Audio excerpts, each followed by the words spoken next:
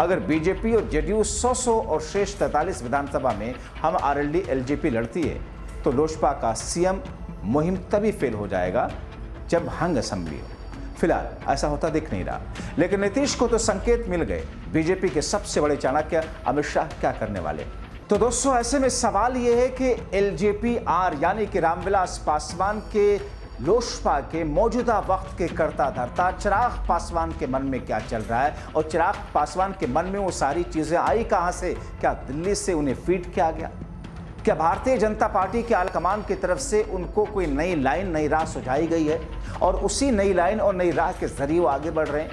क्योंकि साहब खुद को हनुमान बताते हैं मोदी का, और हनुमान तो वही करते हैं जो राम चाहते हैं, जो उन्हें ठीक लगे। तो ऐसी स्थिति में एक सेवक के तौर पर खुद को दर्शाने वाले चिराग पासवान क्या मोदी की राजनीतिक सेवक के तौर पर बिहार की राजनीति में बीजेपी की सेवा देने के लिए अपनी रणनीति को अमित शाह, चाणक्य अमित शाह के नजरिए से आगे बढ़ने की कोशिश कर रहे हैं?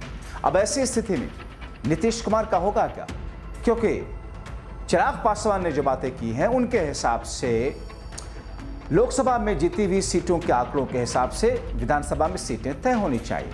तो ऐसे में 100% स्ट्राइक है चिराग पासवान का, 5 सांसद उनके जीते हैं। और ऐसे में देखा जाए तो अगर 6 से 7 विधानसभा क्षेत्र एक लोकसभा सांसद में है तो इस हिसाब से 36 से 38 सीटें रामविलास पासवान को जानी चाहिए। और इसीलिए इस कैलकुलेशन के साथ में उन्होंने 38, 35 से 40 सीटों की डिमांड की है। तो अगर 35 सीटें, 40 सीटें रामविलास पासवान को ही बीजेपी दे देगी, जो पिछली बार एनडीए में नहीं थे, तो फिर सीटें तो घटेंगी बीजेपी और जेडीयू की ही।